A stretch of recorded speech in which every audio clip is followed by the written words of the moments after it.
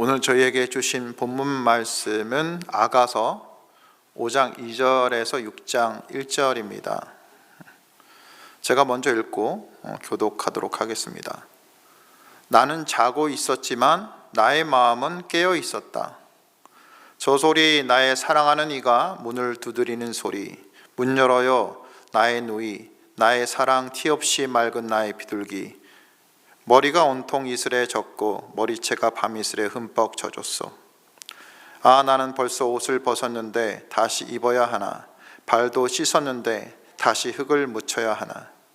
사랑하는 네가 문틈으로 손을 들이밀 때에 아, 설레이는 나의 마음. 사랑하는 이를 맞아드리려고 벌떡 일어나서 모략에 젖은 손으로 모략에 즙이 뚝뚝 뜯는 손가락으로 문빗장을 잡았지. 사랑하는 이를 맞아드리려고 문을 열었지. 그러나 나의 임은 몸을 돌려 가버리네. 이미 말에 넋을 잊고 그를 찾아 나섰으나 가버린 그를 찾을 수 없네. 불러도 대답이 없네. 성읍을 순찰하는 야경꾼들이 나를 때려서 상처를 입히고 성벽을 지키는 파수꾼들이 나의 겉옷을 벗기네. 부탁하자 예루살렘의 아가씨들아, 너희가 나의 임을 만나거든 내가 사랑 때문에 병들었다고 말하여 다오. 여인들 가운데서도 빼어나게 예쁜 여인아, 너희 임이 다른 임보다 무엇이 더 나으냐? 너희 임이 어떤 임이기에 내가 우리에게 그런 부탁을 하느냐? 나의 임은 깨끗한 살결에 혈색 좋은 미남이다. 만민 가운데 으뜸이다. 머리는 정금이고 곱슬거리는 머리채는 까마귀같이 검다. 그의 두 눈은 흐르는 물가에 앉은 비둘기, 젖으로 씻은 듯 넘실거리는 목가에 앉은 모습이다. 그의 두 볼은 향기 가득한 꽃밭, 향내음 풍기는 푸른덕이요, 그의 입술은 모략의 즙이 뚝뚝 뜯는 나릿꽃이다. 그의 손은 가지런하고 보석 박은 반지를 끼웠다. 그의 허리는 청옥 입힌 상아처럼 미끈하다. 그의 두 다리는 숭근 받침대 위에 선 대리석 기둥이다. 그는 레바논처럼 늠름하고 백향목처럼 훤칠하다. 그의 입속은 달콤하고 그에게 있는 것은 모두 사랑스럽다. 예루살렘의 아가씨들아, 이 사람이 바로 나의 임, 나의 친구이다. 여인들 가운데서도 빼어나게 아리따운 여인아, 너희 임이 간 곳이 어디냐? 너희 임이 간 곳이 어딘지 우리가 함께 임을 찾아 나서자. 아멘. 성경에서 설교자들에게 부담스러운 본문을 찾으려면 사실 오늘 본문 같은 내용이 있는 그런 본문일 겁니다. 오늘 본문은 남녀의 사랑을 잘 표현하는 본문인 동시에 또한 보기에 따라서는 강단에서 표현하기 곤란하다고 여겨온 적나라한 부부의 성관계를 표현하고 있다고도 볼 수 있기 때문입니다. 그래서 과거 유대 전통에서는 아가서를 여호와 하나님과 유대 백성의 관계로 해석하는 경우도 많았고, 초기 교회에서도 그리스도와 교회의 관계로 해석하면서 알레고리적으로 해석하는 경우가 많았습니다. 물론 저도 이런 해석에 어느 정도 동의하는 것은 하나님께서 부부를 통해 주신 관계가 궁극적으로는 창조주 하나님과 피조물인 인간 사이에 이루어지는 관계를 표현하는 것이기 때문입니다. 그럼에도 현대 신학자들의 해석이 본문에 입각해서 아가서를 보는 이유는 우리의 시선을 주 안에서 고정한다면 부부의 연합과 하나됨이 결코 작은 것이 아니고 하나님께서 우리에게 원하시는 것이라는 생각을 할 수 있기 때문일 겁니다. 칼빈은 아가서를 사랑의 노래로 보면서도 성경에 계속 두어야 하는 이유로 결혼한 부부의 침실에 대한 찬양을 가장 깊은 하나님의 사랑의 표현과 연결시키는 것이 부적절하지 않기 때문이다 라고 말했습니다. 그럼에도 우리는 말할 수 있습니다. 그래도 그렇지, 왜 성경에서 부부의 사랑과 성관계까지 다뤄야 합니까? 그런 것들은 그냥 성인이 되어 결혼하면 자연스럽게 아는 것 아닙니까? 성경은 그냥 거룩한 하나님만 말해주면 되는 것 아닙니까? 하고 말할 수 있죠. 네, 충분히 이해합니다. 그리고 우리가 아는 성경의 통념으로 보기에는 부적절해 보입니다. 그러나 우리가 알아야 할 것은 성경이 보는 부부와 가족의 개념입니다. 성경에서는 부부의 관계를 창세 전부터 성부와 성자와 성령님이 서로 찬양하고 영광 돌리시고 서로 헌신하며 서로의 마음에 끊임없이 사랑과 기쁨을 주셨던 그 관계가 우리의 현실에서 나타내는 것으로 말합니다. 그러니까 부부의 관계가 하나님께서 창세기 2장 24절에서 말씀하시듯이 이러므로 남자가 부모를 떠나 그의 아내와 합하여 둘이 한 몸을 이룰지로다 라고 하나를 이룬다고 얘기하시는 겁니다. 또한 예수께서 둘이 한 몸이 되라는 이 하나님의 말씀을 받아서 이제 둘이 아니요 한 몸이니 그러므로 하나님이 짝주어 주신 것을 사람이 나누지 못할지니라 라고 말씀하시는 이유가 되기도 하는 겁니다. 그리고 당연히 이 부부의 관계의 성관계는 부부의 연합과 유지를 위한 핵심이라는 겁니다. 그러니 성경에서 부부의 성관계를 말하는 것은 어찌 보면요 굉장히 자연스러운 일이라는 겁니다. 팀켈러 목사는 이렇게 얘기합니다. 남편과 아내의 성관계를 아버지와 아들의 깊은 사랑을 암시하며 드러내는 것이며 그리스도와 이를 심오하고 무한정 만족스러운 영원한 연합을 보여주는 것이며 언젠가 하늘나라에서 하나님과 다른 그리스도인들과 나눌 사랑과 영원한 기쁨을 암시한다는 겁니다. 사실 그러니까 오늘 본문은요 두 가지로 해석이 가능합니다. 본문에 나온 내용을 문자 그대로 해석하는 방법이 있고 또 다른 방법은 이 정황들을 부부의 육체적인 성관계를 위한 비유적인 표현으로 볼 수 있다는 겁니다. 학자들이 거의 반반씩 나눕니다. 제가 보는 해석은요 이 성경 기자인 솔로몬이 문자 그대로 상황을 적으면서 중의적으로 신부의 입장에서 본 남녀의 관계, 부부의 관계를 비유적으로 표현하고 있다라고 저는 봅니다. 그러니까 여러분이 아쉬워할 수도 있겠지만 물론 오늘 설교에서는 문자적인 해석을 할 겁니다. 그리고 다만 성관계를 표현한 것이라고 해석하는 학자들의 의견이 타당한 것들과 또한 본문에서 분명히 보이는 말씀은 제가 감히 회피할 수 없으니 조금은 다루면서 넘어가겠습니다. 먼저 어제 본문 4장이 신혼의 밤을 표현한 것임을 우리는 알고 있습니다. 그리고 마지막 절인 5장 1절에서 나의 누이 나의 신부야 나의 동산으로 내가 찾아왔다. 모략과 향료를 거두고 꿀과 꿀송이를 따먹고 포도주와 젖도 마셨다라는 신랑의 말이 첫날 밤의 관계를 잘 정리해 놓은 말이라는 것도 배우셨겠지요. 그럼 오늘 본문은 신부의 말로 이어집니다. 신부는 자고 있지만 깊은 잠을 못 들고 어쩐 일인지 마음이 깨어 있습니다. 아마 신랑이 없기 때문이겠지요. 그리고 신랑이 와서 문을 두드립니다. 그리고 말하는 소리가 들립니다. 문 열어요 나의 누이, 나의 사랑, 티 없이 맑은 나의 비둘기, 내 머리가 온통 이슬에 젖고 머리채가 밤이슬에 흠뻑 젖었소 하고 말하는 겁니다. 우리가 사사기 6장에서 나오는 부분이 뭐냐면 양털에 내린 이슬을 통해서 하나님의 뜻을 구한 기드온을 기억하시죠.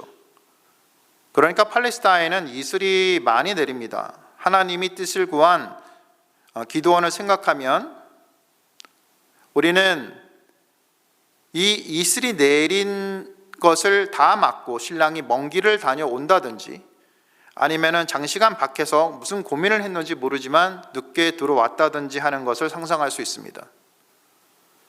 어쩌면 신부도 깊이 잠을 못 들고 있는 것을 봐서 둘이 약간 관계 문제가 생겼다고도 볼 수 있습니다. 3절에서는 신부가 잠도 잠이지만 다소 새침합니다. 옷은 벗었는데 다시 일어나기 싫은 겁니다. 발도 씻었는데 다시 일어나서 발에 흙 묻히기가 싫은 겁니다. 팔레스타인에서 잠을 잘 때 옷을 벗고 발을 씻고 자는 경우가 많았습니다. 잘 때는 겉옷을 담요처럼 그렇게 덮고 자곤 했습니다. 근데 마음에 뭔가 불편했는지 먼 길에서 온 신랑에게 문을 열어주기가 싫었습니다. 그녀는 지체하는 사이에 신랑이 계속 신부의 반응이 없자 스스로 신랑은 문틈에다 손을 넣어서 문을 열려고 합니다.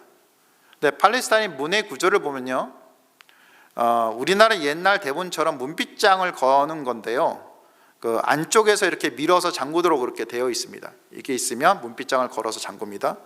그런데 그 문 옆에 구멍이 하나 있어요. 그래서 구멍에다 손을 넣어서 이렇게 해서 문빗장을 꺼내는 겁니다. 그래서 문을 열 수 있게 되었는데, 여기에 밤에는 주로 잠금 장치가 이렇게 문빗장에다가 잠금 장치가 있어서 이렇게 콕 이렇게 닫힐 수 있게 되어 있습니다. 그러니까 손을 넣어서 잠금 장치를 열고 문빗장을 열기가 쉽지 않은 거죠. 근데 신랑이 끙끙대는 그 모습을 신부는 이제 알게 된 거죠. 그러고 나서 마음이 동합니다. 오히려 마음이 설레어져서 신랑을 맞이하려고 몸을 일으켜서 모략을 잠시 바르고 사랑하는 이를 맞으려고 문빗장을 엽니다. 그런데 신랑은 신부를 기다리지 못하고 멀리 가버린 겁니다.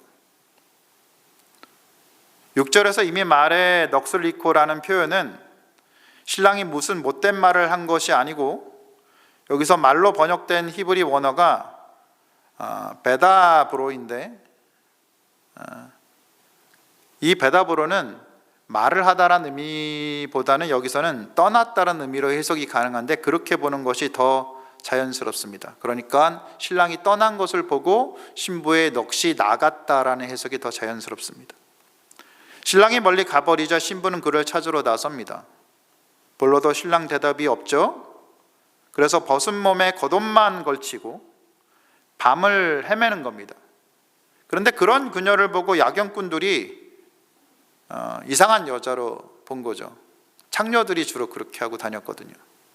그러니까 그녀를 때려서 상처를 입히고 성벽을 지키는 파수꾼들은 겉옷을 벗겨서 희롱합니다.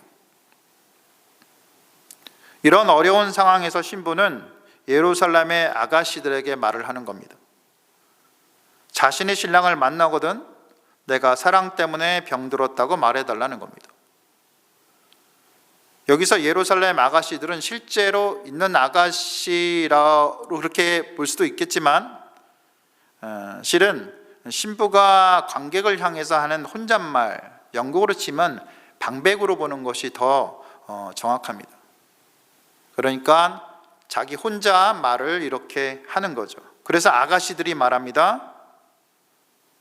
여인들 가운데서도 빼어나고 예쁜 여인아, 너의 임이 다른 임보다 무엇이 더 나으냐? 너의 임이 어떤 임이기에 내가 우리에게 그런 부탁을 하느냐? 이렇게 얘기하는 거죠. 그러자 신부는 신랑에 대한 자랑을 늘어놓습니다. 신랑이 깨끗한 살결에 혈색이 좋은 미남이라는 겁니다. 만민 가운데 으뜸이라는 겁니다. 깨끗한이라는 표현은요, 히브리어 짜흐입니다. 근데 눈이 부실 정도로 남자에게 생명과 건강미가 있다는 의미지요. 혈색이 좋다는 말은 히브리어로 아돔인데, 아돔은 붉은색을 띈다는 의미입니다. 그러니까 사무엘이 이렇게 기름 부을 때 양치던 소년 다윗의 모습이 붉다고 표현되어 있죠. 그 모습을 상상하시면 됩니다. 11절 그의 머리는 정금이라는 말은 빛나는 목과 얼굴을 말하고 있으며, 곱슬거리는 머리채는 야자나무 잎들이 이렇게 흔들거리는 모습처럼 힘차게 굽이치는 모습을 표현하고 있다고 할 겁니다. 까마귀같이 검다는 젊음과 활력을 가지고 있다는 뜻이죠. 그의 두 눈은 물가에 앉은 비둘기가 젖으로 씻은 듯이 넘실거리는 목가에 앉은 모습처럼 아름다우며, 그의 두 볼은 향기가 가득한 꽃밭, 향내음 풍기는 푸른덕 같고, 그 입술은 모략의 즙이 뚝뚝 뜯는 나리꽃과 같다는 겁니다. 굉장히 신랑을 정말 아름답게 묘사합니다.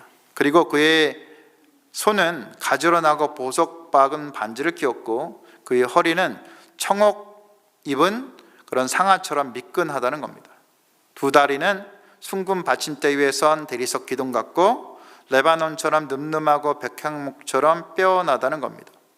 그의 키스는 달콤하고 그에게 있는 모든 것이 사랑스럽다는 겁니다. 그러니 예루살렘 아가씨들아, 이 사람이 나의 신랑이고 친구이니 같이 좀 찾아달라는 겁니다.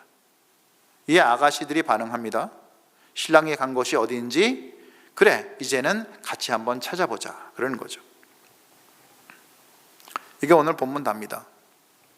이제 아가서 5장을 부부의 육체적인 성관계를 비유적으로 표현한 것으로 보면 어떤지 간단하게만 설명하겠습니다.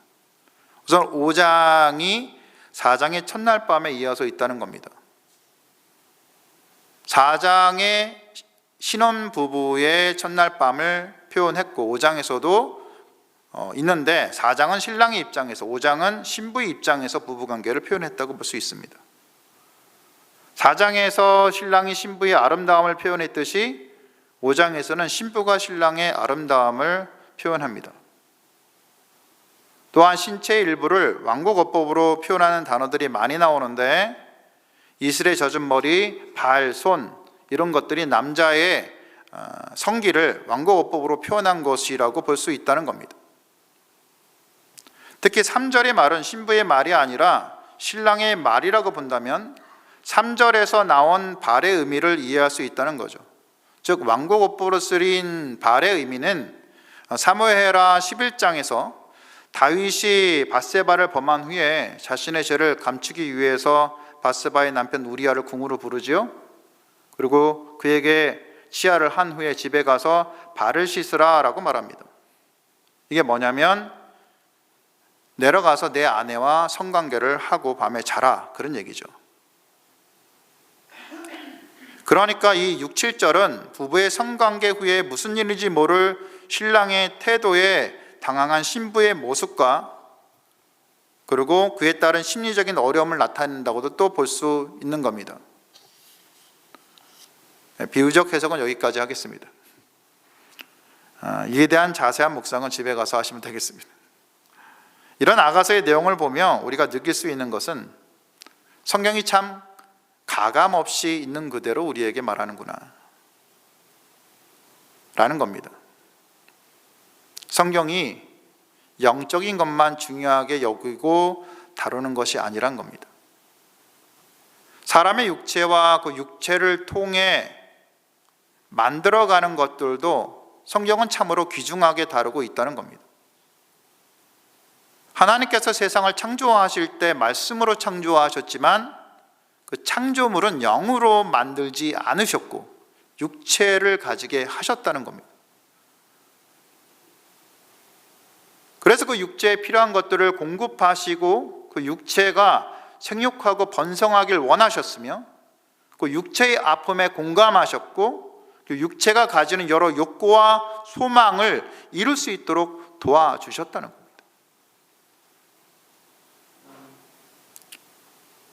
그리고 그리스도는 친히 육신으로 이 땅에 오셨습니다. 우리는 주님의 재림 때에 모든 그리스도인들이 다시 완벽한 육체로 부활할 것입니다. 그러니 우리는 하나님의 마음을 알아야 하는 겁니다. 우리가 하나님의 허락하신 먹고 마시고 잠을 자고 사랑하며 가정과 사회를 이루는 것은 별거 아닌 게 아니고 하나님께서 기뻐하시는 일이라는 겁니다. 우리는 주님 안에서 이 모든 것을 누리도록 창조되었다는 겁니다. 주님은 오히려 우리의 삶에서 이런 것들이 결핍되는 것을 안타깝게 여기셨습니다. 성경에는요, 주님이 고아와 가부와 나그네를 기억하시고 살피는 것을 많이 말씀하시는데 이런 육체를 위한 기초적인 것들이 결핍된 삶을 사는 사람들에게 하나님께서는 안타까운 마음을 드러내 주셨다는 겁니다.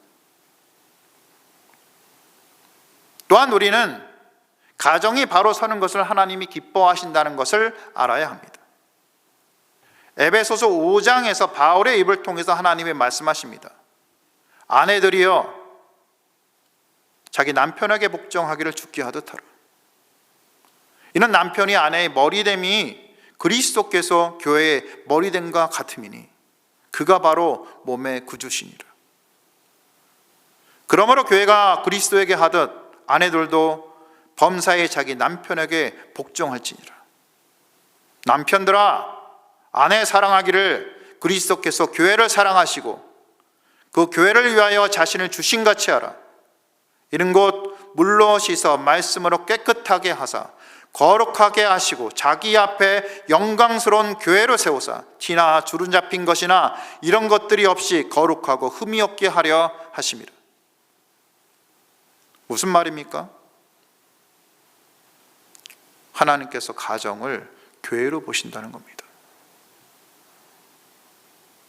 그리고 이 교회는 흠도 티도 없는 서로에 대한 존중에서 비롯된다는 거죠. 이 말은 굉장히 영적으로 보이지만 실은 굉장히 실제적인 겁니다. 남편과 아내는 서로 존중하며 사랑하며 서로의 마음을 상하게 하지 말아야 합니다. 부부의 성관계도요, 서로 존중하며 끊임없이 사랑하고 존중해야 되는 겁니다. 이 관계를 믿음 안에서 아름답게 지키는 것이 결코 하나님 나라에서 멀지 않다는 겁니다. 하나님과의 깊은 관계를 가지는 것에 뒤지지 않는다는 겁니다. 우리는 이 땅을 믿음으로 살아가며 하늘을 보고 살아야 되는 자들이지만 우리는 또한 육신을 가지고 있기에 이 땅을 살아가며 사랑하며 살아야 되는 자들이라는 겁니다.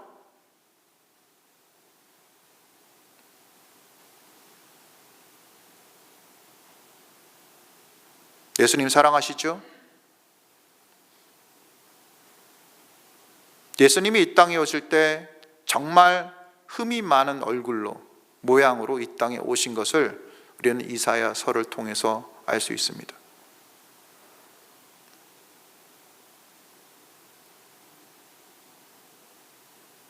그 예수님이 원래 모습이 어떤 모습이셨죠? 계시록 1장에 보면 정말 빛나는 모습, 정말 아름다운 모습,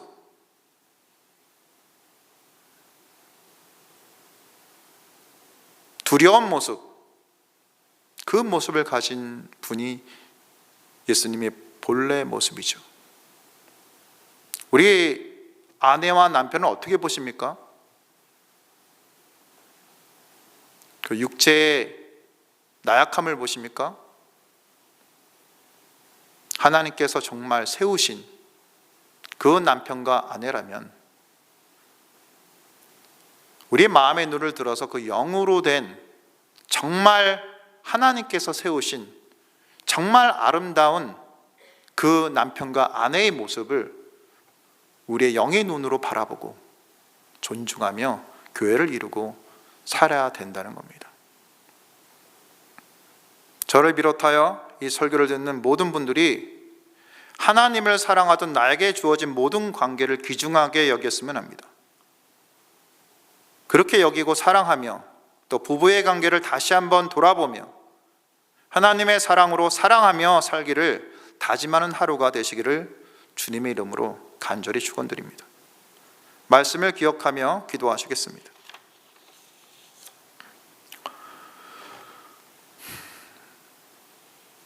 참으로 우리는 살아가면서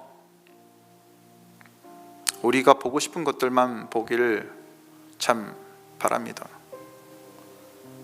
그래서 우리 기준으로 모든 것을 분별하고 판단하기에 심지어는 나에게 주어진 남편과 아내조차도 내 기준으로 비판하고 내 기준으로 싫어하고 그 관계가 깨지기가 너무 쉽습니다. 정말 주님을 사랑하신다면 이 깨어진 관계를 회복했으면 합니다. 무엇부터 깨어졌는지, 무엇부터 무너졌는지 자세히 살펴보고 회복하는 마음을 가지고 기도하셨으면 합니다. 또한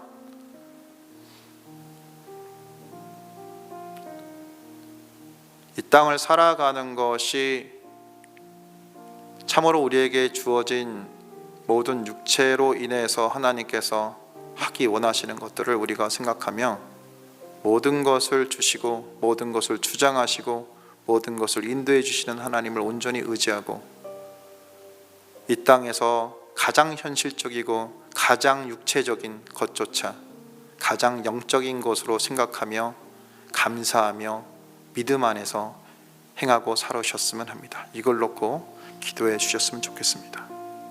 오늘은 목장을 놓고 기도하는 날입니다. 참으로 목장도 많은 분들이 와서 부딪히고 깨지고 서로 사랑하기도 하지만 서로 미워하기도 합니다. 이것들을 기억하면서 하나님께서 원하시는 것이 무엇인지 생각하며 서로 아끼고 사랑하는 그런 마음을 가진 분들이 다 되시길 바라고, 이 나라도 주님께서 참으로 아름답게 세워 나가시길 원하실 텐데 이 나라를 위해서도 같이 기도하신 후 개인 기도하시고 돌아가시면 되겠습니다. 기도하시겠습니다.